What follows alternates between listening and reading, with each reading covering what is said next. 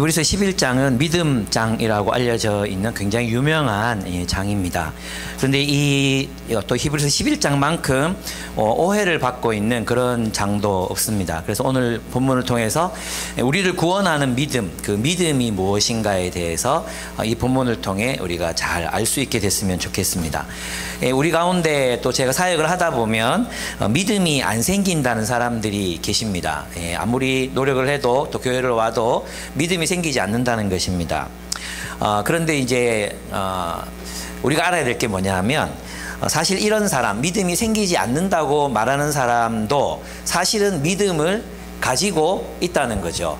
믿음이 있습니다. 어떤 믿음이냐 하면 하나님이 없다는 것도 믿음입니다. 죽으면 끝이라는 것도 믿음입니다. 또 이 세상에서 돈이 제일 중요한 가치라고 생각하는 사람들도 그렇게 믿고 사는 것입니다. 문제는 믿음이 안 생긴다가 아니라 내가 가지고 있는 믿음이 과연 진실한가? 내가 가지고 있는 믿음은 정말 사실인가?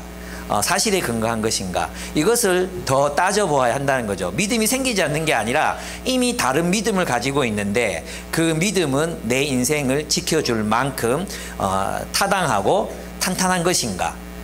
그 믿음은 과연 그러면 의심해 볼 여지가 없는 것인가? 이것을 생각해 봐야 된다는 거죠. 그래서 분별해야 되는 것이지 믿음이라는 것, 믿음이 생기지 않는다고 말하는 것은 어폐가 있다는 것이죠. 또 하나는 뭐냐 하면 어떤 이제 이 청소년들이 많이 가지고 있는 생각인데요. 믿음을 개인적인 취향이라고 이제 생각을 해요. 그래서 마치 내가 선택할 수 있는, 그래서 믿음은 내가 선택할 수 있는 거지, 내 취향이지, 이렇게 이제 생각하면서 살아간 아이들이 많습니다. 그래서 이제 저는 이제 대학교 가면 교회 끊을 거예요. 이런 얘기들을 이제 한 중학교 2학년 때 제일 많이 합니다. 그러다가 이제 고등학교 가고 그러면 이제 조금 생각이 정리되기도 하고 이러는데 이제 자기들이 너무 억울한 거죠. 너무 부모님 따라서 교회를 다닌 세월이 너무 억울하고 이래서 교회 끊을 거예요. 마치 끊을 수 있는 것처럼 이렇게 생각하는 경우들이 있습니다. 그러나 그래서 개인의 취향은 이걸 가져도 되고 저걸 가져도 되잖아요. 그죠? 그건 아무 문제, 이 아이돌 좋아하고 저 아이돌로 넘어가고 이런 거는 우리 인생에 아주 결정적인 그런 영향을 미치지는 못해요. 그렇지만 이 믿음, 우리가 생각하는 지금 이 믿음은 어떤 믿음을 가지느냐로 우리의 영원한 운명이 결정된다는 거죠. 취미의 문제면 취미는 낚시에서 낚시에서 바꿀 만한 취미가 별로 없는데 낚시에서 영화로 또 다양한 취미를 가질 수도 있어요. 그죠? 그런 취향의 문제라면 기독교 조금, 또 이슬람 조금, 힌두교 조금, 도교 조금 이렇게 합성해 가지고 나만의 어떤 세계를 구축할 수도 있습니다. 그러나 이 믿음으로 파스칼이 이야기했지만 정말 하나님이 살아계시다면 어떡할 건가? 정말 천국과 지옥이 있다면 어떡할 것인가? 그래서 이 믿음은 우리의 영원한 운명을 결정하게 되기 때문에 이 믿음을 취향의 어떤 부분, 내 개인적인 어떤 단순한 어떤 내가 이거 좋으니까 내가 가지는 마치 자동차를 고르듯이 그렇게 고를 수 있는 그런 내용은 아니라는 것입니다. 그렇습니다. 그리고 또 사실 이제 근대 이후에는 사실과 믿음의 세계가 이렇게 단절되어 버렸잖아요. 구분이 되어 버렸습니다. 사실의 세계, 과학의 세계죠. 과학의 세계. 이것은 눈으로 보고 실험하고 관찰하고 결과를 도출하는 그런 세계입니다. 그럼 이는 사실의 세계로 자리 잡았어요. 이 사실의 세계 외에는 모두가 믿음의 세계로 다 넘어가 버렸습니다. 그래서 이제 도덕적 신념, 종교, 이런 것들, 우리가 하나님 믿는 신앙, 이런 모든 것들은 다 믿음의 영역에 속한다고 생각하게 돼버린 거예요. 그래서 사실과 믿음이라는 것이 아주 엄격하게 구분된 것처럼 생각하는 사람들이 많아지게 됐어요. 처음에는 그래서 과학자들은 과학의 영역, 사실의 영역을 탐구하고 신앙인들, 종교인들, 베이컨이 살아있을 때만 해도 이 믿음의 세계에는 종교가 있었으니까, 또 기독교가 서구 사회의 가장 중요한 부분이었기 때문에 이것이 살아있었죠. 근데 과학의 영역이 점점점 이 신비의 영역을 침범해 들어가기 시작했습니다.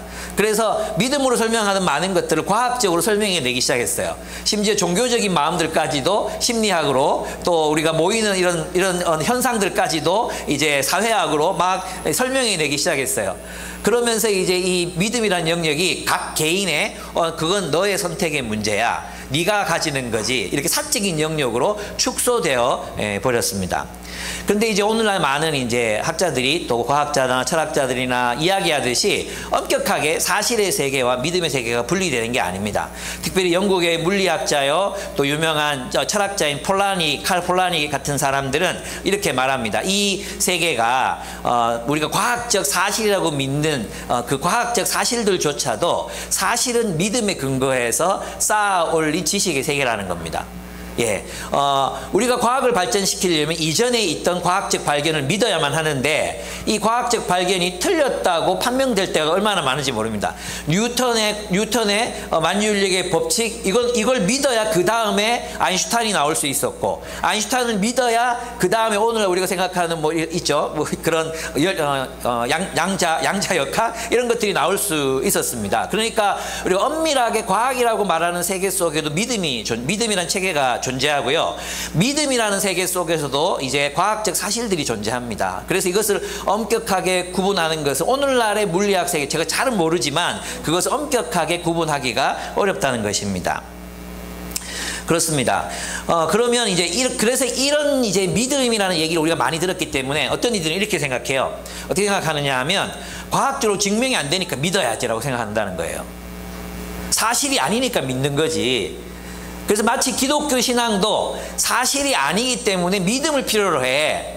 그 믿어야지. 이렇게 생각하는 사람들이 많다는 것입니다. 근데 그것은 오늘 우리가 이제 살펴보게 될 히브리서의 말씀에서는 전혀 맞지 않는 그런 이야기들이라고 할 수 있습니다. 그래서 이 믿음이라는 단어 자체가 우리가 이제 믿는다 혹은 믿음이라는 말을 딱 했을 때는 위에서 제가 말씀드렸던 어떤 범주의 체계 속에서 믿음이라는 단어를 집어넣고 이 믿음을 생각할 때가 많다는 거예요. 그죠? 여러분 아마 많이 성경 훈련을 받아가지고 이 생각에서 벗어났겠지만 아직도 많은 이들은 믿음 그러면 그건 안 믿어지니까 믿어야 되는 거지. 사실이 아니까 믿어야지. 이렇게 생각하는 사람들이 있는가 하면 믿음은 내 개취지 라고 생각하는 사람들이 있다는 거죠. 근데 그것은 우리가 가져야 되는 믿음하고는 조금 이제 결이 다르다고 이야기할 수 있어요. 우리는 이제 개신교 특별히 이제 기독교 신앙이 이렇습니다. 믿음으로 우리는 의롭다함을 받습니다. 그죠? 믿음으로 의롭다함을 받고 하나님께 받아들여집니다. 하나님께 받아들여진다는 것은 곧 우리가 구원을 받는다는 의미입니다. 그런데 중요한 건 뭐냐 하면 이 믿음이 무엇인가에 대해서는 마치 근대 이후의 사람이 생각하듯이 믿음이라는 것을 생각한다는 거예요.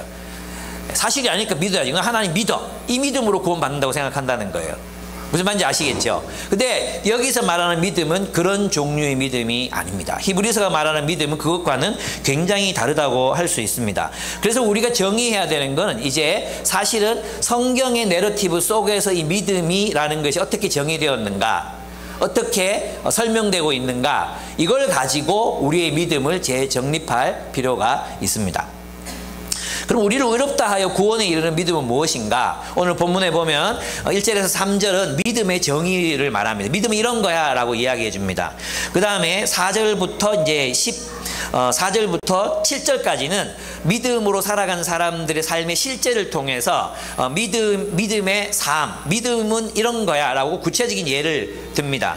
그리고 이제 8절부터 12절까지는 하나님은 그 믿음에 대해서 어떻게 반응하시는가, 그 믿음을 가진 사람들과 하나님의 나라를 어떻게 실제가 되어가게 하시는가, 하나님의 나라를 이루어 가시는가 하는 이야기, 하나님의 약속을 믿는 자들과 함께 성취해 가신 이야기가 나옵니다. 그리고 마지막 13절에서 이제 16절까지의 내용은 뭐냐 하면 결론부입니다. 결국 실제적인 적용인데 뭐냐 하면 믿음을 가진 사람은 이 땅에서 나그네로 산다는 거예요. 그 믿음을 가진 사람의 삶의 특징이 뭐냐? 나그네적 삶이다. 유배지의 나그네적 삶이다. 이렇게 이제 결론을 맺고 있습니다. 그럼 하나씩 살펴보면 믿음이 무엇인가? 믿음이란 하나님 나라의 소망을 붙들고 사는 삶이라고 이야기합니다. 1절에 보시면 믿음은 바라는 것들의 확신이요 라고 돼 있죠. 그러면 이 바라는 것이 무엇입니까? 이걸 영어 성경 NLT로 보면 소망이요. 소망하는, 우리가 소망하는 것. 이 바라는 것은 뭐냐 하면 우리가 희망하는 것이에요. 그러면 이제 히브리서에서 희망하는 것이 무엇이죠? 하나님이 약속하신 하나님의 나라죠. 하나님이 세우시는 도시, 하나님이 세우실 도시, 그 하나님의 나라를 소망함으로 살아가는 삶, 그것이 실제가 되어 있는 삶, 그 하나님, 미래의 그 하나님의 나라를 지금 여기에서 살아가는 삶, 그 소망에 근거한 삶을 뭐라고 한다고요? 믿음이라고 얘기한다는 거예요. 그래서 믿음은 어떤 관념에 대한 동의가 아니에요. 어떤 교리에 대한 동의만으로 끝나는 것도 아닙니다. 믿음이란 하나님께서 이루시겠다고 약속하신 그 하나님의 나라를 나의 삶에 실제로 만드는 것입니다. 그래서 이 본문에 보면 이 확신이라고 번역되어 있잖아요. 그런데 NLT를 보면 우리가 소망하는 것의 실제라고 말합니다. 리얼리티라고 말합니다. 리얼리티. 그리고 이 리얼리티 혹은 컨빅션, 이런 확신이라고 번역된 단어가 원래는 뭐냐면 헬라어에서는 휘포스타시스, 몰라도 돼요. 휘포스타시스, 휘파랑 비슷한 휘포스타시스라는 단어인데, 이 단어는 어떤 뜻을 가지고 있냐 하면 실제, 근원적 실제라는 의미를 가지고 있는 단어예요. 근데 이 단어가 때로는 확신이라고 번역되기도 해요. 그래서 이 두 가지 의미를 동시에 가지고 있습니다. 그래서 이제 종합해서 보면 믿음이란 하나님이 주신 하나님의 나라, 바라는 것, 하나님의 나라. 그들이 바라는 게 뭐겠어요? 하나님의 나라잖아요. 하나님의 나라를 소망함으로 그 소망을 삶의 실제로 삼아 살아가는 삶이라고 할 수 있어요. 그 소망, 그 간절한 소망, 하나님의 나라를 바라보고 지금 여기에서 하나님의 나라를 리얼리티로 만들어가는 삶, 그것을 뭐라고요? 믿음이라고 한다는 것입니다. 그래서 관념적 믿음은 우리를 구원하지 못해요. 다시 말하면 하나님의 나라에 헌신된 삶, 하나님 나라의 역사에 포함된 그 삶을 믿음이라고 얘기한다는 것이죠. 그래서 믿음이란 하나님이 주신 하나님 나라를 소망함으로 그 소망을 삶의 실제로 드러내는 것이라고 할 수 있습니다. 근데 여러분, 여기서 이제 그 하나님 나라의 소망이라는 것을 그러면 유대 민족들 또 그리스도인들 어떻게 이 소망을 가지게 되었나를 생각해 봐야 돼요. 당연히 막연하게 그냥 하나님 나라가 온다 그랬지, 이게 아니라 그들이 가졌던 소망의 실제는 뭐냐 하면 하나님이 말씀하셨습니다. 그리고 그 말씀을 그들의 역사 속에서 성취해 가셨습니다. 그들은 그 예언을 듣고, 말씀을 듣고 그 예언이 성취하는 역사를 기록했습니다. 그죠? 그리고 또 예언했습니다. 메시아가 오실 것이라고. 그래서 우리는 이 믿음을 가지기가 참 쉽습니다. 왜냐하면 예수 그리스도의 삶과 가르침과 그분의 죽음과 부활이 있기 때문입니다. 그래서 있잖아요. 저도 그래요. 저도 있잖아요. 구약 성경을 읽다가 보면 신화 같은 이야기들이 나오잖아요. 이게 정말 사실일까 막 의심이 되기도 하잖아요. 그죠? 그런데 이제 복음서에 와서 그러면 이 모든 것이 사실이라고 하더라도, 예를 들어 이 우주는 그냥 이제 끝날 거고, 참 죽으면 끝이 나고, 하여튼 우리가 믿는 세상적인 그런 세속적인 믿음들 있잖아요. 그 믿음을 갖고 싶을 때도 있어요. 예. 그런데 그때마다 내게 걸림돌이 되는 게 예수의 부활이에요. 부활이 내 앞에 턱 서 있는 거예요. 부활. 이 부활을 검토하고 탐구하고 생각해 보는 거죠. 부활이 없었다면 제자들이 미쳤다고 십자가에 달려 죽고 목베임 당하고 돌에 맞아 죽고 교회가 생겨나고 나는 그리스도인입니다, 나도 부활할게, 나를 죽여주세요 라는 초대교회 역사가, 사도행전의 그 역사가 어떻게 났을까? 예, 또 생각해보고 또 탐구해보면 그 부활이라는 장벽 앞에서 다시 저는 성경으로 돌아가게 되는 것 같아요. 부활 앞에서. 그래서 우리는 믿음을 가지기가 굉장히 쉬워요. 그래서 있잖아요, 많은 분들이 믿음이 생기지 않아 라고 말씀하시는 분들에게 제가 권합니다. 탐구하십시오. 믿음은 생겨나는 것이 아닙니다. 탐구의 결과로 여러분이 선택하는 것입니다. 선택하는 겁니다. 선택하고 내가 결단하고, 그리고 내가 이 하나님의 나라를 나의 궁극적 소망으로 삼을 것인가를 결정하는 거죠. 실천이라고 할 수 있습니다. 중요한 건 뭐냐 하면 내 마음속에 믿음이 생겨서 믿는 게 아니라, 제자들도 그랬지만 살아가다가 믿음이 생깁니다. 예수님을 따라서 살다가 보면 믿음이 생겨나요.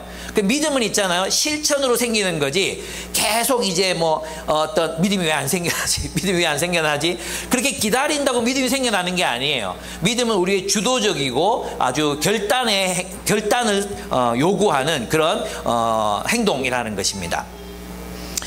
그렇습니다. 그래서 이제 두 번째, 그렇습니다. 그래서 우리는 그 예수의 부활을 통해서 하나님의 나라 역사가 이루어진 것을 보고 최종적으로 하나님이 창조하시는 새로운 도시, 그 도시를 우리는 기다리며 이 땅에서 하나님 나라를 살아가는 거죠. 그래서 내게 믿음이 있다 이렇게 얘기했을 때는 그 삶의 실제가 있느냐, 예, 그것을 우리가 생각해 보아야 합니다. 두 번째, 믿음이란 장차 이루어질 하나님 나라를 증명하는 삶이라는 거예요. 내게 믿음이 있다면 내 삶을 통해 하나님 나라가 증명된다는 것입니다.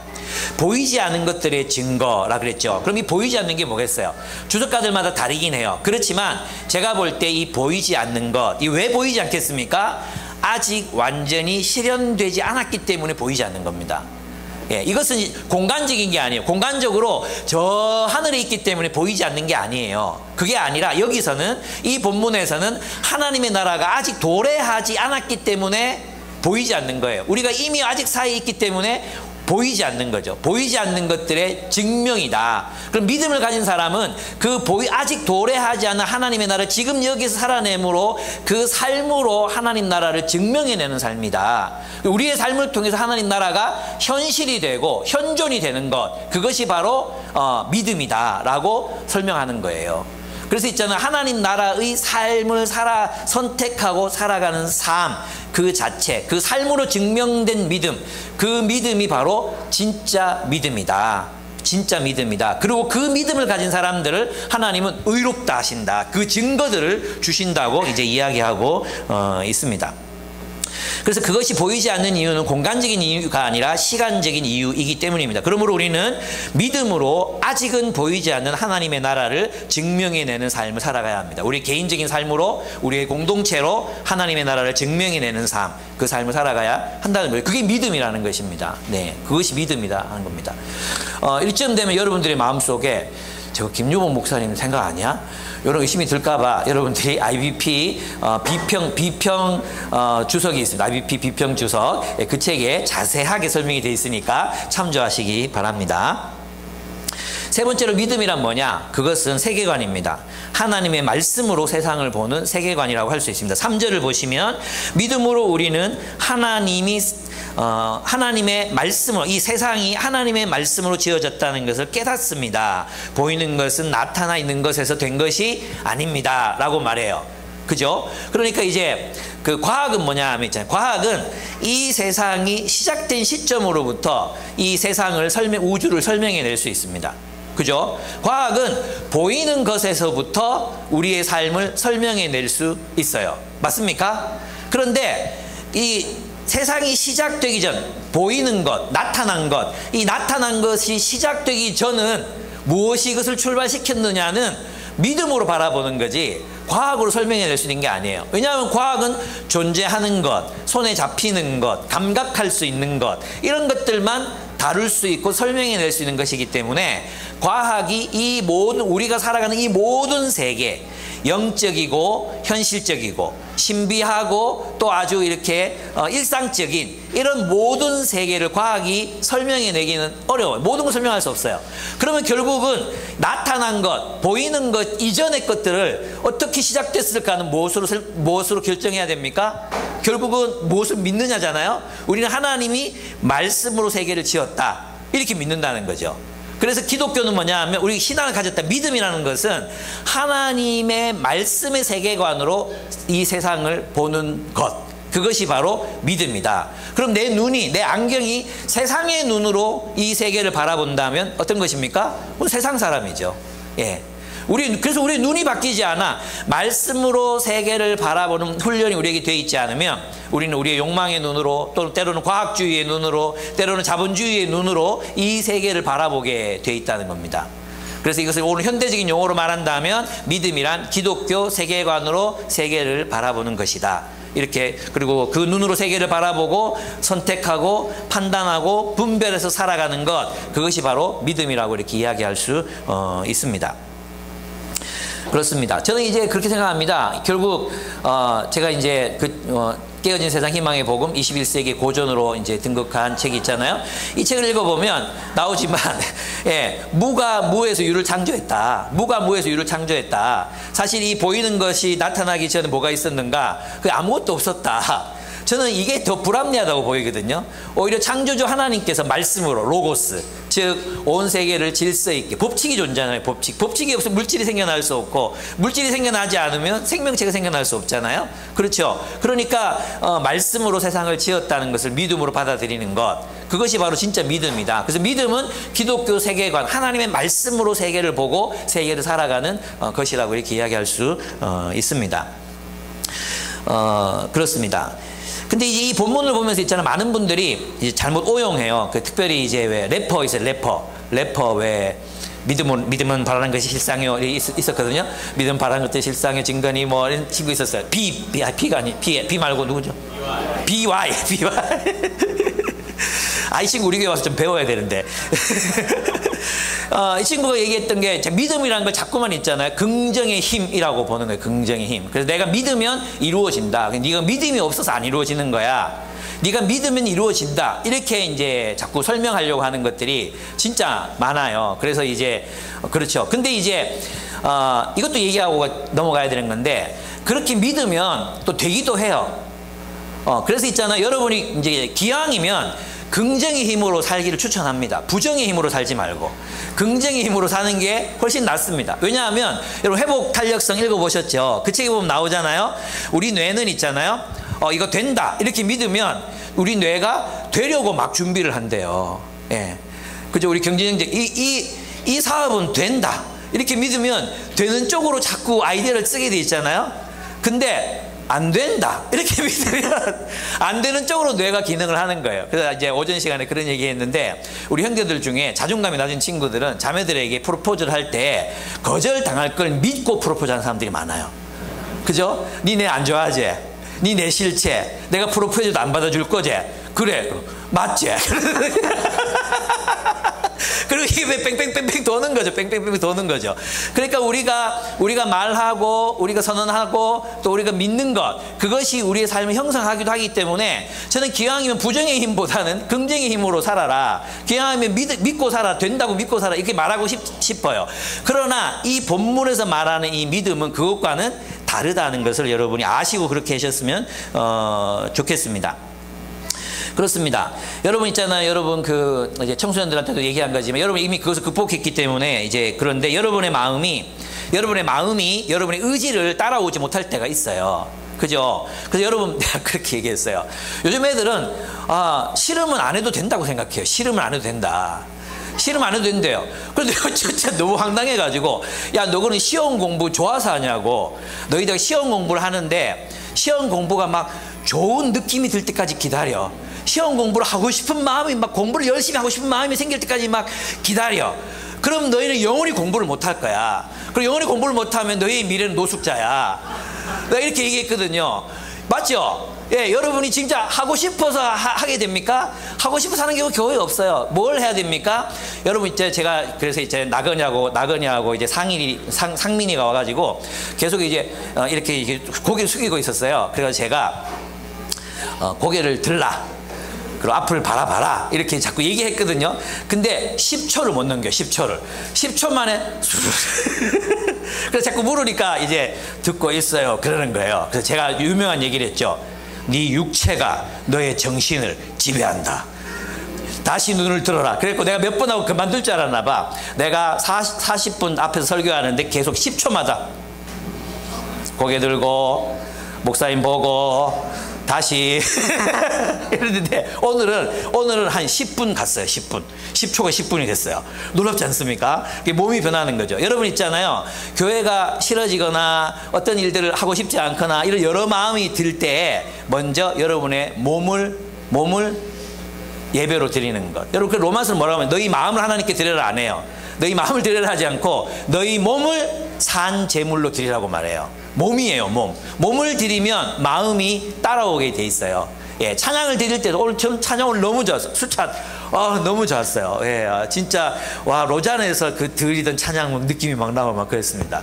예, 앞으로 추천해드리겠습니다. 네, 너무 좋았습니다. 너무 감사했습니다. 우리가 찬양하고 싶지 않은 마음이 들 때도 있잖아요. 여러분 그렇지 않습니까? 뭐 부부 싸움 하고 와서 앉아 있거나 이럴 때 예배 드리기 싫고 막 이럴 때도 있지 않습니까? 이 마음으로 예배 못 드리겠다 이런 사람들이 있어. 이 마음으로는 예배 못 드리겠다.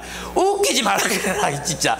이 마음으로 예배 드리는 게 아니라 너희 몸으로 몸으로 산 제물을 드리라고 그랬단 말이에요. 몸을 드려야 되겠 몸을. 드리기 싫어도 몸을 갖다 놔. 일단 몸을 갖다 놓고 이 자리에 앉아가지고 입을 벌리고 소리를 내고 리듬을 타고 하면 찬양이 돼. 왜 안 돼? 그래서 그렇게 우리가 하나님 앞에 예배 드리는 거지. 마음이 준비해. 여러분 마음을 도대체 언제 준비하는데? 몸이 준비해. 공부도 있잖아요. 들러버 가지고 막 게임하면서 마음이 준비가 돼야 되는데 이러고 있으면 이게 됩니까? 몸을 고추 세우고 의자에 앉고 책을 펴고 자세가 돼야 그 다음에 공부가 되지. 마음이 준비가 안 돼서 지랄하고 자빠져. 우리 애들 막 그런 애들이 많습니까? 그래서 나와라, 자리에 앉아라, 그리고 펴라, 혀를 펴고 자 시작. 그렇게 앉혀놓으면 뭐라도 하는데 그게 안 되는 거예요. 그래서 이제 우리의 마음의 문제이기도, 마음이 우리 육신을 지배하기도 하지만, 그죠? 우리의 몸이 우리의 자세를, 우리의 마음을 지배하기도 한다. 너희의 육체가 정신을 지배한다. 그러니까 육체가 약해지면 사실은 마음도 약해져요.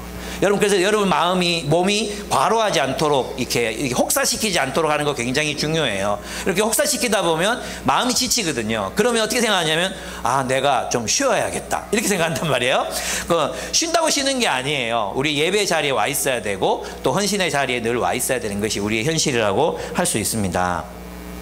그렇습니다. 그래서 저는 있잖아요, 히브리서 기자는 이제 이렇게 말합니다. 그리스도인은 하나님 나라의 약속을 믿는 사람들이라고 말합니다. 그런데 우리가 소망하는 하나님 나라는 아직 그 실체를 드러내지 않고 있습니다. 이제 점진적으로 나타나고 있죠. 그리고 하나님의 나라를, 우리가 완전한 그 하나님 나라를 우리가 아직 볼 수 없습니다. 그래서 믿음이란 우리가 소망하는 그 하나님의 나라를 살아내므로 그 실체를 보여주는 삶, 그것을 믿음이라고 한다는 겁니다. 보이지 않는 하나님의 나라를 증명하는 삶이라는 것입니다. 여러분, 이 IBP 비평주석에 이렇게 문학적인 표현이 있습니다. 제가 읽어보겠습니다. 믿음은 하나님이 약속하셨지만 현재에는 아직 시야에 들어오지 않은 실제에 내린 객관적인 가치다. 주석이 이렇게 문학적이어도 됩니까? 저는 불만이 많습니다. 다시 읽어드리겠습니다.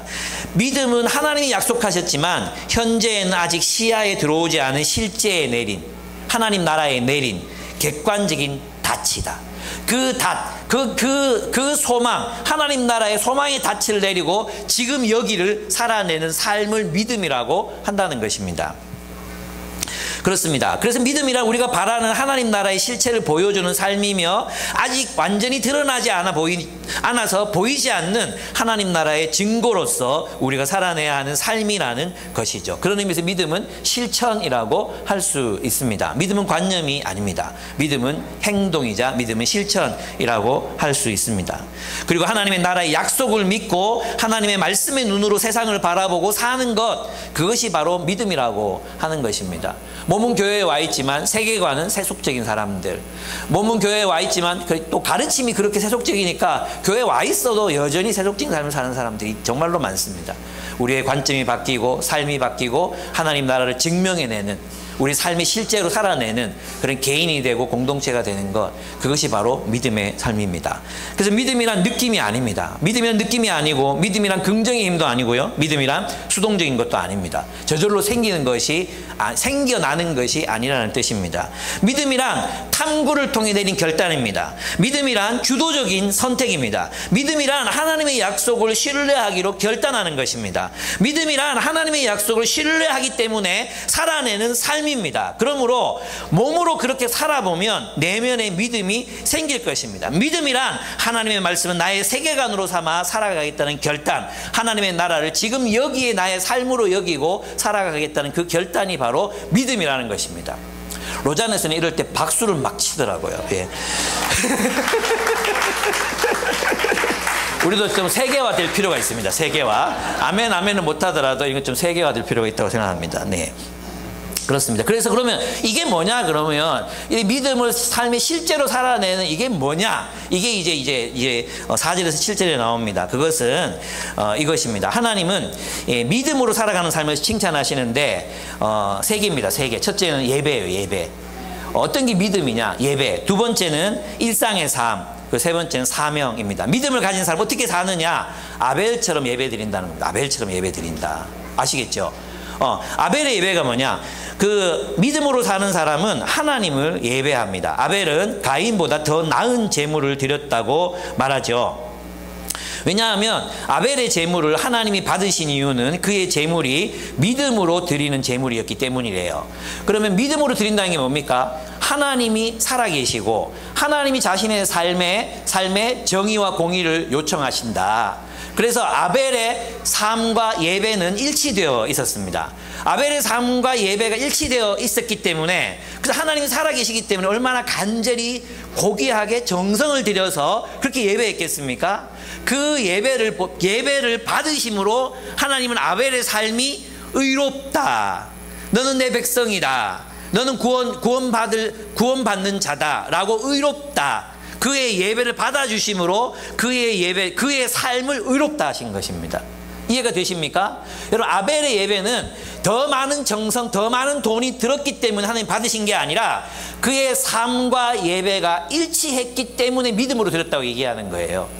가인은 어쩌면 그의 제물과 제사를 굉장히 신중하게 그렇게 드렸을 수도 있어요. 가인도. 그러나 그는 예배만 드렸어요. 예배만. 그의 마음에는 악이 가득했어요. 심지어 자기 동생을 때려 죽일 만큼의 잔인성이 그 마음에 존재했으니 그 예배를 받지 않으신 거죠. 그러나 아벨의 예배는 그의 삶과 예배가 일치하고 있었습니다. 간절히 예배 드렸습니다.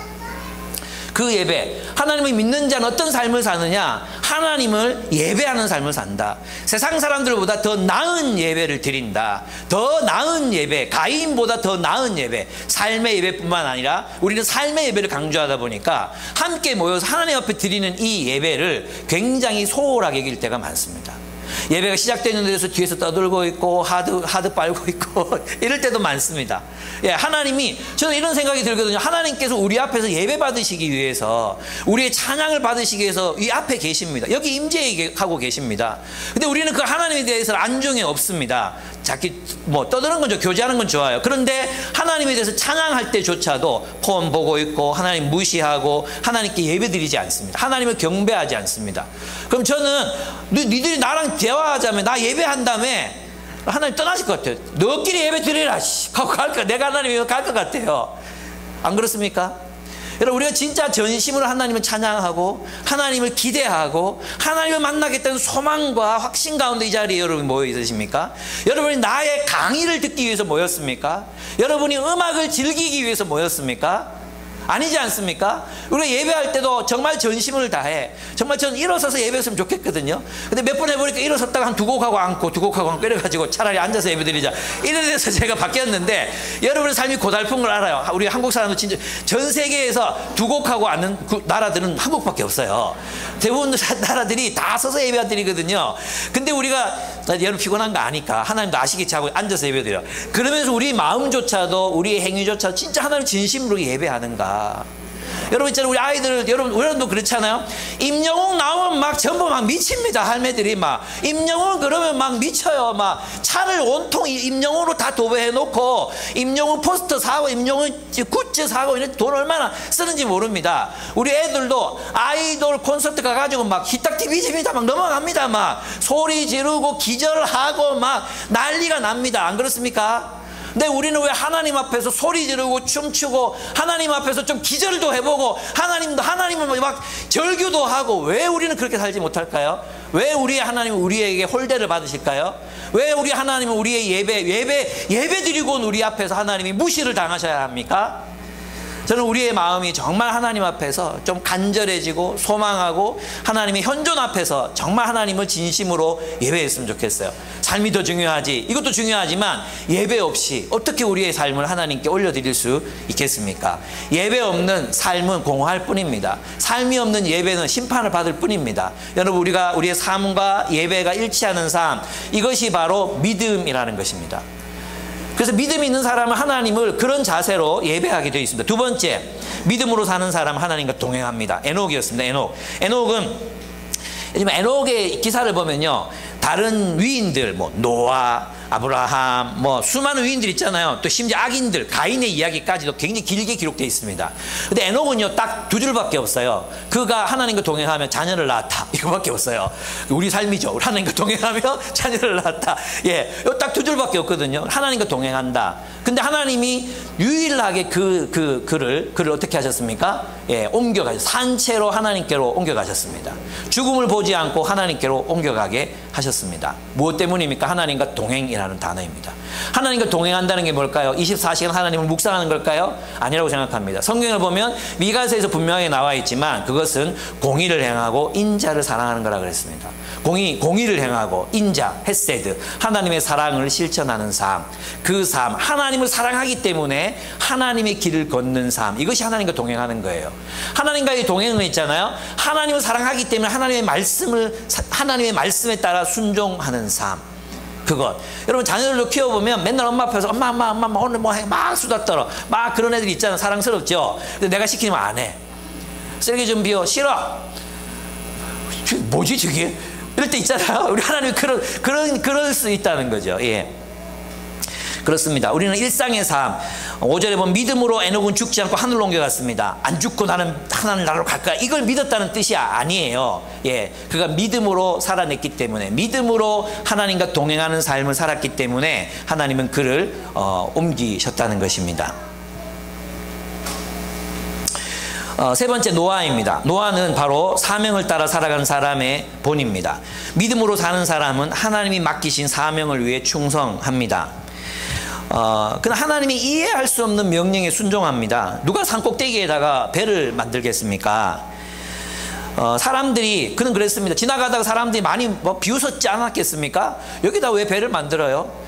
쓸데없는 짓 하지 마세요. 막 이렇게 했을 거 아닙니까? 그럼에도 불구하고 그는 하나님의 말씀을 믿었기 때문에 그 사명에 충실합니다. 그래서 결국 어떻게 됩니까? 인류를 구원할, 가족들을 구원하고 이 세상의 환경, 세계의 환경을 보존하라는, 생명을 유지하라는 그 명령에 순종하고 그 사명을 결국 성취하게 됩니다.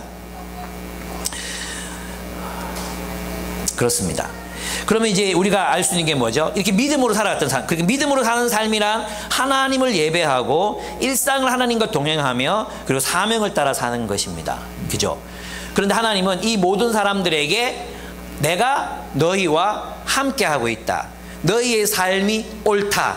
너희는 의롭다. 너희는 내 백성이다. 나의 인정을 받았다. 나의 칭찬을 받을 자다. 하는 칭찬을 받죠. 이게 뭐예요? 이게 의롭다함을 받는 거예요. 의롭다함을 받는다 라는 말의 의미입니다. 그러면 우리가 믿음으로 살 때 하나님은 우리가 그냥 외롭게 살아가는 이 길을 우리가 혼자 걷도록 그냥 내버려 두시느냐, 아니라는 겁니다. 하나님이 우리를 의롭다 하시는, 네 맞다, 네가 옳다 라고 하시는 증거들을 우리 삶에 주신다는 거예요. 저는 여러분들이 젊었을 때부터 그런 증거들을 받아서 여기까지 왔다고 생각해요. 그렇지 않습니까? 여러분들이 믿음을 선택했어요. 캠퍼스 시절, 젊은 시절 믿음을 선택했습니다. 근데 그 길이 틀린 길 같았어요. 주변에 있는 대학생들, 주변에 있는 친구들이 그 길이 아니라고 우리들한테 많이 얘기했어요. 어떤 미친놈들이 아침마다 나가서 기도하고 일주일에 3번씩 막 모임하고 수련회를 한 달씩 다니고 막 그랬어요. 우리 삶은 무너지는 줄 알았어요. 세상에서 그냥 찌꺼기가 될 줄 알았어요. 그런데 하나님께서 어떻게 하셨습니까? 여러분들 요즘 사는 걸 보면 하나님이 정말 이들을 함께 하시는구나. 저는 그걸 느끼거든요. 하나님이 정말 인정하시는구나. 그래, 너희들 사는 게 맞다. 증명하셨잖아요. 그렇지 않습니까? 근데 지금 와서 여러분 무너지면 안 되잖아. 맞죠? 지금 여러분 이렇게 살아가셔야 됩니다. 여러분 이제 신앙생활 하다 보면 그런 일들 많이 겪습니다. 때로는 그렇죠. 사랑하는 사람들이 떠날 때 제일 아픕니다. 사랑하는 사람들이 정말 떠날 때 내 일부가 떨어져 나는 것 같고 내 삶의 이야기가 무너진 것 같고 실패감이 들고 그렇습니다. 네, 사실입니다. 그런 일들을 저는 해마다 겪습니다. 한 해만 겪는 게 아닙니다. 해마다 그런 일들이 일어납니다. 또 새로운 분들 주셔서 위로를 주시기도 하지만 그렇습니다. 근데 이번 로잔 대회 갔을 때 그랬어요. 내 마음이 얘기 드렸는지 모르겠지만 매너리즘, 그 다음에 내가 청소년 사역을 맡았잖아요. 처음에는 이제 담임이 청소년 사역 맡아야 된다 이러니까 주변에서 막 전화 오고 막 카톡 보는 난리가 났어요. 위대하시다. 그런 일을 선택하는 담임은 없다. 어떻게 그러실 수 있냐. 신났어요. 그렇지, 이건 내가 해야 될 일이지 생각했어요. 근데 몇 달이 지났잖아요. 이건 내가 하는 게 맞나. 진짜로 이게 내가 하는 게 맞나. 새끼들 말도 안 듣고 안 변하는 것 같고 막 그렇더라고요. 예, 그래가지고 사회기대 회의가 쭉 생기는 거예요. 그랬는데, 근데 뭔가 직감이, 로잔이 뭔가 나에게 뭔가 메시지를 줄 것 같은 생각이 들었어요. 그래서 로잔 대회 갔는데 다른 것도 다 메시지도 좋고 간증도 좋고 다 좋았습니다. 좋았고 찬양도 너무너무 좋고 근데 영혼이 많이 회복됐어요. 그런데 이제 제가 가보니까 또 이렇게 뭐 아무것도 안 할 줄 알고 앉아 있었는데 제가 테이블 리더더라고요. 테이블 리더. 그래가지고 테이블에 모임을 인도해야 돼. 그래서 설교나 간증이 끝나고는 인도를 하거든요. 그래서 제가 인도했어요. 인도를 열심히 하고 뭐 저기는 단양 뭐 큰 교회 목사님도 오시고 뭐 여러 사역도 하시는 분들이 오셨어요. 오셔서 이제 인도하고 그랬는데 제가 하루 이제 저녁 집회를 마치고 토요일 날 와야 돼가지고 밤에 내려오게 됐거든요. 그래서 거기 있는 분에게 마지막 인사를 이렇게 드리는데 거기 있던 한 분이 사마리안 포스라는 이제 프랭클린 그레함이라는 빌리 그레함 아들이라는 자선단체, 세계적인 단체가 있어요. 그 세계적인 단체 책임을 맡고 있는 분인데 이분이 약간 울컥하시면서 저한테 여자분인데 저한테 그랬어요. 로잔에 오면서 하나님의 열매를 구했다. 네, 목사님이 이 로잔에서 만난 하나님의 열매다. 울컥하시는 거예요. 그래서 나는 그게 나에 대한 하나님의 사인으로 받아들여지더라고요. 아, 하나님이 내 삶을 긍정하시는구나, 인정하시는구나, 이런 생각이 들었어요. 또 하나 사건이 있었어요. 이제 다음 세대 사역으로 저는 전문 사역으로 들어갔거든요. 그래서 여기는 한국의 다음 세대 사역하는 분들하고 막 토론을 하고 하는 건데 첫째 날은 어느 분이 이제 뭐 이렇게 인도를 하셨는데 좀 토론이 잘 안 됐어요. 그래서 다음 날은 이렇게 그냥 끝날 것 같은 거예요. 그래가지고 제가 이제 사회를 봤어요. 그래서 제가 그럼 잠깐 하겠다. 우리 사역하는 분야가 다 너무 다르기 때문에 이거대로 하면 우리 얘기 나눌 게 공감이 너무 없기 때문에 자기 사역 얘기하자. 자기가 꿈꾸는 거, 그 꿈꾸는 거 갭, 그리고 그 갭을 어떻게 채워갈지 그게 의도니까 각자 생각한 것들 나눠보자. 그래서 얘기를 잘 나눴거든요. 그러고 나서 마칠 때가 됐는데 그분들이 또 저에게 찾아오셔가지고 아, 목사님 어쩜 그렇게 겸손하시냐고. 제가요?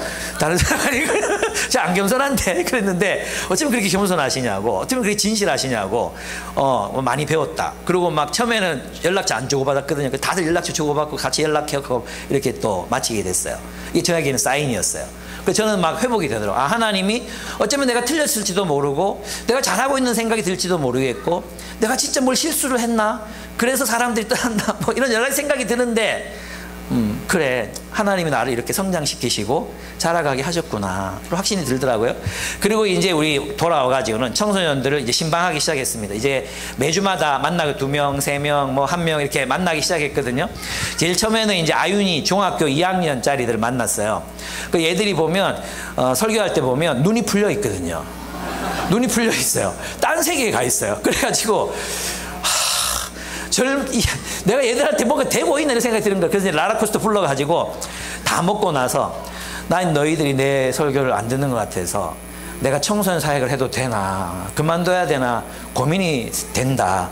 그러니까 애들이 이제 얘기를 하더라고요. 그 어쩐데? 라고 물어보니까 신앙이 많이 자랐대요.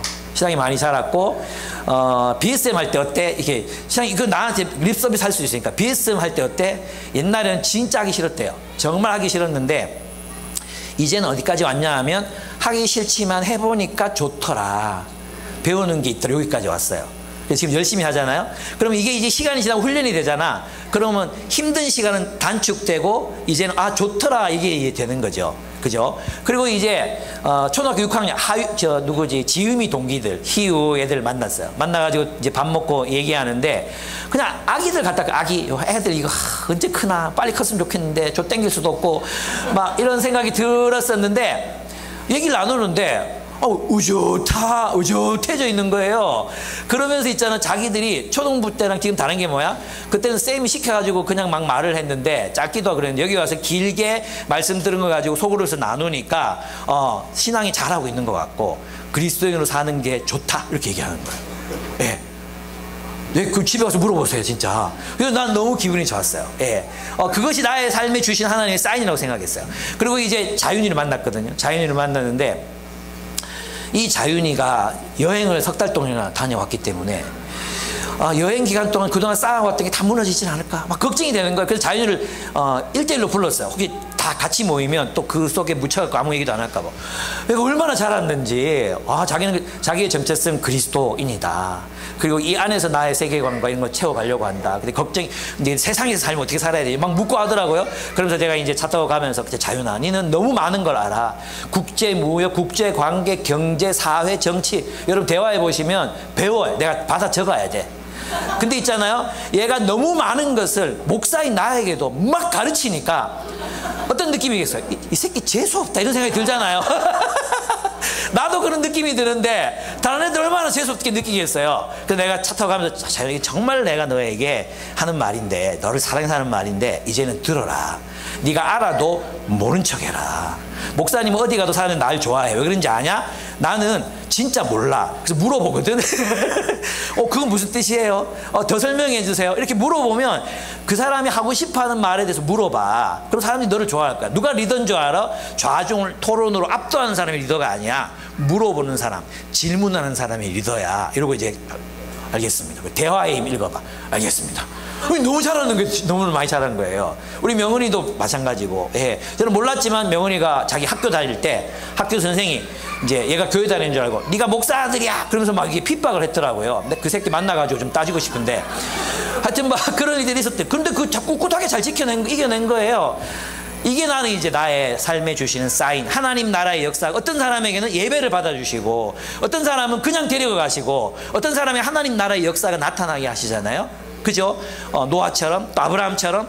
예, 여러분의 삶에도 여러분 믿음으로 살면 홀로 내버려지는 게 아니라 그 믿음의 역사, 하나님이 그 믿음을 보시고 역사하시는 그 역사가 나타나거든요. 그래서 우리가 그 믿음의 길을 걸어갈 수, 그래서 믿음이 실제가 될 수 있거든요. 믿음이 하나님 나라를 실제화시키는 그 힘이 될 수 있는 거죠. 저는 우리의 삶이 바로 그런 삶의 여정 가운데 있다고 생각합니다. 여러분 한 사람 한 사람을 볼 때도 여러분도 아마 소그룹에서 나누어 보면 이 증거들, 이 믿음의 증거들, 하나님이 여러분은 의롭다, 네가 맞다, 네가 옳다, 그래 그렇게 살아야지, 내 응원한다, 칭찬한다, 좋은 평판을 받았다, 하나님께 그렇게 좋은 평판을 받는 여러분의 삶이라고 저는 생각합니다. 그래서 그것들을 찾아보세요. 그리고 이 길을 함께 또 걸어가기를 힘썼으면 좋겠습니다. 그렇습니다. 이제 세 번째 마지막입니다. 하나님은 믿음의 사람들을 통해 자신의 역사를 이루어 가십니다. 그렇죠. 아브라함의 삶은 그것을 충실하게 보여주었습니다. 부르심에 대한 순종. 그는 하나님의 신뢰함으로 어디로 가는지 알지 못했지만 하나님이 지시하시는 땅으로 갑니다. 두 번째, 아브라함은 소망을 품은 인내의 삶을 살았습니다.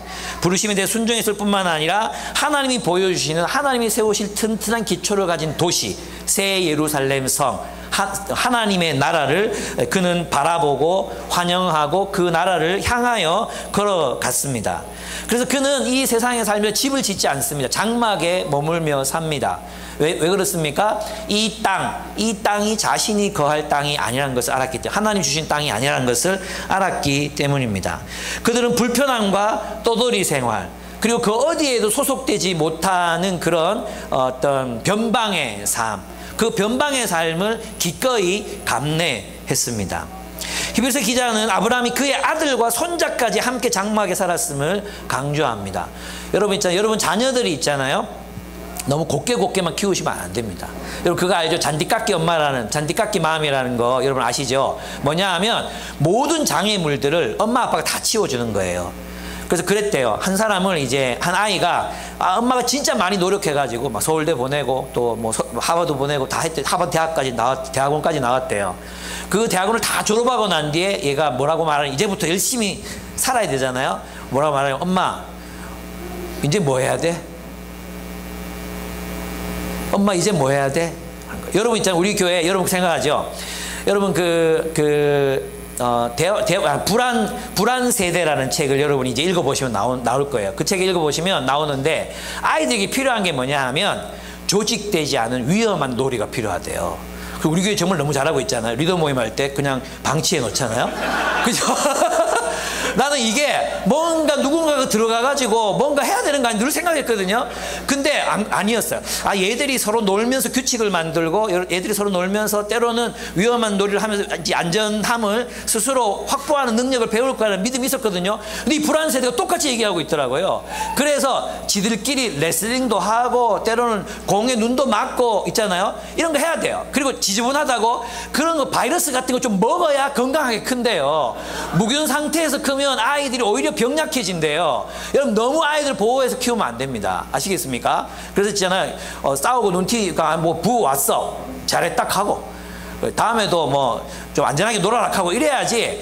이걸 가지고 막 어떤 새끼가 때렸는데 교회에서 이 얼굴에 키스 나는 거 봐라, 이 키스 나는 거 봐라, 내가 얼마나 애지중지 하는데 누가 이렇게 만들어놨어. 그러면 그 애 망치는 겁니다. 그런 애들이 결국은 이 야생의 이 세상을 이겨나가기가 힘들어집니다. 뭐 얘기하다 이래 된지 모르겠는데. 예. 그래서 있잖아요, 이 소망을 품은 인내의 삶 얘기하다가 그렇게 간 것 같습니다. 어쨌든 그들은 우리 자식들 있잖아요, 자식들. 여러분 너무 있잖아요, 너무 안전하게 또 너무 막 보호해서 이렇게 키울 생각하지 마라. 여러분 있잖아, 자녀들도 하나님 나라 사역을 위해서 헌신해야 돼요. 희생하고 고난을 받아봐야 돼요. 예. 그 경험이 있어야 되지. 아이들을 위한 시간을 많이 확보해서 같이 놀아준다고 아이들이 성장하는 게 아니라 아이들도 부모와 함께 하나님 나라를 살아봐야 돼요. 그게 어릴 때는 불만도 생겨요. 근데 제가 이제 경험해봐. 나도 경험했잖아. 나 아팠잖아요. 우리 딸님이 막 불신자 남자친구 사귀고 막 교회 안 나온다 하고 막 그리고 나는 아빠가 목사라서 싫어 하고 난 아빠가 존재가 목사인데 나를 싫어하면, 목사가 싫으면 나를 싫어하는 건데, 이런 거 다 겪어봤어요. 다 겪어봤습니다. 근데 내가 지금 확신하는 건 뭐냐 하면, 여러분도 그런 길을 분명히, 내가 확신하는 바는 여러분들의 자녀들이 교회 가기 싫어 이럴 분명히 옵니다. 그리고 엄마는 왜 기독교인으로 나를 낳아가지고 왜 이런 얘기를 분명히 들을 겁니다. 지금 안 듣는다고요? 대학교 가면 그런 듣습니다. 그래서 있잖아요, 지금부터 여러분들 해야 될 일이 뭐냐 하면, 너희가 최고야 이게 아니라 함께 하나님 나라를 세워가는 삶을 자꾸 살다 보면, 그럼 애들이 그게 훈련이 됩니다. 그리고 있잖아요, 삶으로 배우는 게 있습니다. 저는 여러분들이 그런 경험들을 많이 하게 해주셨으면 좋겠다는 생각을 합니다. 그래서 그런 믿음을 불가능한 상황 속에서 하나님의 약속을 신뢰했습니다. 부르심에 대한 소망, 부르심에 대한 순종, 소망을 품은 인내의 삶, 불가능한 상황 속에서 하나님의 약속을 신뢰했어요. 결국 어떻게 됩니까? 하나님 그 믿음에 응답하십니다. 그리고 자녀를 주십니다. 그리고 결국은 그들의 자손이 하늘의 별과 같이 땅의 티끌처럼 많아지는 일들이 일어나게 됩니다. 그러니까 그 믿음의 삶은 결국 응답을 받습니다. 하나님께서 하나님의 사람들, 믿음의 사람들과 함께 하나님의 나라를 이루어 가십니다. 하나님의 나라를 위해서 불편함을 감수한 사람들, 하나님의 나라를 최우선으로 삼았기 때문에 자녀들까지도 고생시킨 어떤 삶들이 하나님 나라의 열매를 맺게 한다는 것이죠. 저는 여러분들이 이것을 꼭 기억했으면 좋겠습니다. 오늘 한국교회가 왜 무너지고 있습니까? 한번 돌아보십시오. 자녀들은 자기들처럼 안 살게 하고 싶은 거예요. 그래서 주일날에도 학원이라도 가가지고 어떻게 대학 가라고 막 해요. 그러다가 그들이 최고의 고민이 뭐가 되는지 아십니까? 여러분, 신흥종 간사님 이런 분들이 최고 많이 상담하는 게 뭔지 아십니까? 우리 애들이 교회를 안 나와요. 우리 애들이 교회를 안 나와요. 내 평생을, 자녀들 신앙생활을 위해서 평생을 다 쏟아부었는데 교회를 안 나와요. 그럴 수밖에 없죠. 자녀들에게 하나님 나라의 우선성을 요구하지 않았잖아요. 예, 그런 삶을 훈련시키지 않았잖아요. 세상의 공부가 더 중요하다, 세상이 더 중요하다, 그렇게 맨날 가르쳐 놓고 나중에 그들이 이제 세상에서 공부는 안 중요해, 교회가 중요해, 신앙이 중요해, 누가 그 말을 듣겠습니까? 여러분의 삶으로 여러분의 자녀들에게도 하나님 나라를 잘 설명하고, 아직은 불신자잖아요. 아직은 불신자. 근데 지금 청소년 보호원에 대한 신자예요. 신자니까 신자로서의 삶을 요구하셔야 됩니다. 네가 선택했잖아. 우리 어떤 애들은요, 예수 믿을 사람 했을 때 4번 일어난 애들이 있어. 수련회 4번 또 다 일어났거든요. 근데 올 때마다 교육이 싫대요. 그래서 4번이나 결단해놓고 교육이 싫대요. 그래가지고 오늘 막 딱 쳐다보면서 막 얘기했거든요. 오늘 눈동자가 좀 흔들렸어. 좀 기대하는 바가 있습니다. 조금 이따가 선생님들한테 물어봐야 됩니다. 어떤 반응이 있었는지. 예. 결국 13절에서 16절을 보면 믿음으로 사는 사람 특징이 뭐냐? 나그네로 산다. 나그네. 이 사람들은 믿음을 따라 살다가 죽었습니다. 그들은 약속하신 것을 받지는 못했지만 그것을 멀리서 바라보고 반겼으며 땅에선 길송과 나그네 신세임을 고백하였습니다 라고 얘기했어요. 저는 그럼 나그네가 뭐냐? 우리 준영 형제가 여수산 리더 카톡방에 그 바이블 프로젝트에서 나그네라는 그 비디오가 있고 7분짜리 비디오가 있어요. 그걸 올려주셨는데 저는 굉장히 도움이 됐어요. 나그네가 뭐냐? 이 나그네와 외국인, 거류민, 외국인으로 살아가는 게 뭐냐? 그건 뭐냐 하면 바로 유배지에서 하나님 나라를 사는 삶이라는 것이었어요. 여러분, 그 바벨론으로 잡혀간 사람들의 선택지가 2가지가 있었대요. 뭐냐 하면 하나는 혁명을 일으키는 거예요. 하나는 혁명가의 길을 걷는 것. 또 하나는 뭐겠어요? 바벨론 시민으로 사는 거예요. 근데 예레미야는 이 2가지 모두를 거부합니다. 그리고 뭐라고 얘기합니까? 그곳에 정착해라. 그 체제를 인정해라. 그 체제를 인정해라. 그러나 그 체제를 따라 살지 말고 하나님의 말씀을 따라 살아라. 그 체제의 번영을 구하되 하나님의 말씀, 하나님의 율법을 따라 살아라라고 이야기하는 거죠. 그럼 어떤 삶이 나오냐? 다니엘처럼 그 체제의 번영을 위해서 살아가면서도 또 한편으로는 하나님이 원하시지 않는 일을 요구받았을 때는 저항하는, 그래서 그리스도인의 모습은 세상과의 관계에서도 그리스도의 모습, 나그네는 충성과 저항이라는 모습으로 우리의 나그네 삶이 나타난다고 그 본문 설명하고 있었어요. 저는 굉장히 설득력이 있었어요. 그렇다. 이 나그네랑 그냥 정착하지 못하고 사는 사람들이 의미가 아니라 유배지에 존재하는 하나님 나라로 사는 거죠. 그래서 여러분 있잖아요. 이사야는 뭐라고 말합니까? 이사야는 포로로 잡혀가 있는 이스라엘 백성들에게 너희는 하나님의 종이라고 말하거든요. 예. 너희는 포로로 잡혀가 있지만 너희는 하나님의 종으로 이방의 정의를 행하고 이방의 빛을 발해야 하는 하나님의 종이다. 하나님의 종으로 살아라. 이것입니다. 그러니까 우리가 믿음으로 산다는 이 세상에서 하나님의 종으로 하나님이 보낸받은 이 바벨론 땅으로 보내신 그 하나님의 종으로 바벨론 땅의 번영과 평화를 구하며 사는 삶. 그러나 우리의 최종적인 충성의 대상은 바벨론이 아니라 하나님이라는 것을 항상 인식하고 하나님의 뜻대로 살아가는 삶. 그래서 때로는 저항하는 삶. 충성과 저항으로 나타나는 삶이 바로 나그네의 삶이라는 것입니다. 그렇습니다. 이 일을 하기 위해서 10장에서 히브리서 기자는 무엇을 말했습니까? 함께 모여라. 모이기를 힘써라. 모여서 뭐 합니까? 예, 사랑과 선행을 격려하라. 소그룹에서도 사랑과 선행을 격려하라.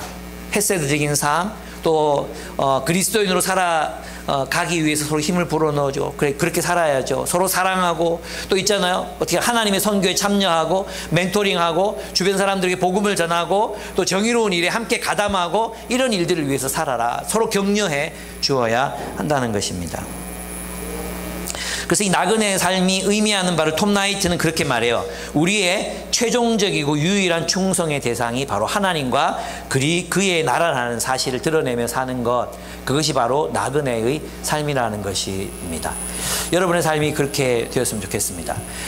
축복합니다. 여러분의 삶이 그 실제 하나님의 나라를 실제로 삼아 살아내는 삶, 하나님 나라를 증명해내는 그런 삶, 하나님의 눈으로 세계를 바라보고 살아가는 삶, 하나님을 예배하고 일상의 삶에서 하나님과 동행하고 사명을 따라 살아가는 삶, 이것을 히브리서 기자는 믿음의 삶이라고 이야기합니다. 이 믿음의 삶 가운데 하나님 우리와 함께 하십니다. 우리가 지칠 때 증거를 보내십니다. 우리가 지칠 때 네가 옳다고 입증해 주십니다. 우리가 어려울 때도 하나님께서 내가 너와 함께 하고 있다고 말씀해 주십니다. 그것이 믿음의 길을 걷는 사람들의 삶이라고 할 수 있습니다. 여러분, 믿음의 길을 끝까지 걸어가서 아브라함처럼 또 노아처럼 여러분 하나님 의롭다 하시는 여러분의 삶이 되기를 축복합니다. 우리 함께 기도하겠습니다. 제가 로잔에서 배운 게 있습니다. 기도할 땐 다 일어서서 하더라고요. 예, 다 일어서서 우리 세계화 될 필요가 있습니다.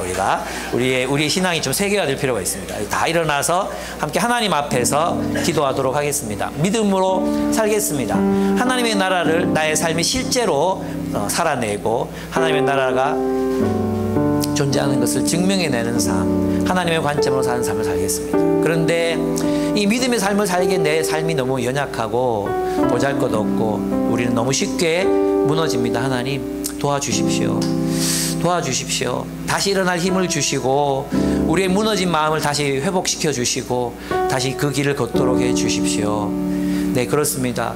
우리가 세상에 소망이 있었다면 왜 그리스도인이 됐습니까?